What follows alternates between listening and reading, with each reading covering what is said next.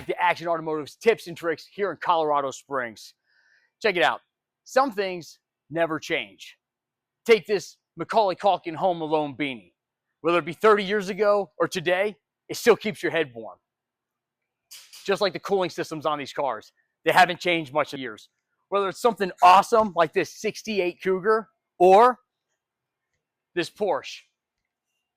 The cooling systems basically work the same way. And that means that whenever you open the cooling system, you've got to bleed the system. Case in point, guy decides to do the radiator, save himself some money, does the radiator, all of a sudden, he's got no heat. Why? Because he didn't bleed the cooling system. Let me show you how to do that. It's easy. You can do it at home, and you can save yourself a lot of time, money, and hassle. Let me show you. All right, so you've completed the repair of replacing your radiator, your thermostat, water pump, whatever. You made sure you protected the exterior of the car with your awesome super flow fender covers, like Days of Thunder, Rubbin's Racing. Go ahead and top off the cooling system. You don't have to have a setup like this, but this is really cool because what it allows you to do is burp or bleed the cooling system without making a huge mess. What we do is we go ahead and we're going to pour our coolant in here until we have a level right about here. If I haven't said it, let me say it now. You don't have to have this. You can pour it just right into the radiator and just watch it. Make sure that and just keep an eye on it. Make sure that the radiator is staying full. Because what we're going to do next is start the bleeding process. And as we do the bleeding process, it can burp air out of the system. And if this is on, it's really nice because it just goes plop and it burps a little air up, but it doesn't go everywhere. But if you don't have it, it's okay. You don't need it. I'm not here to sell you one. Go ahead, fire up the car.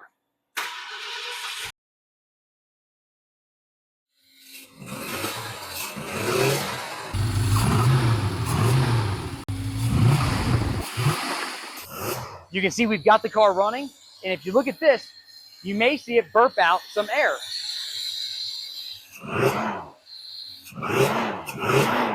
Now that we got the cooling system filled up, let's head over to a newer car where the controls look a little bit more familiar, and I'll show you how to start this bleeding process. Come on over to this Porsche. What you're gonna do is you're gonna start the car. Once you've got the car running, you're gonna wanna put the temperature on high heat. If we zoom in here, this is all buttons. You see we've got it on high heat. You're gonna do that, and then you're gonna want to put the mode on face mode. That's when it's blowing out these vents right here. The icon for that, or the display, will show something like this. Check this out.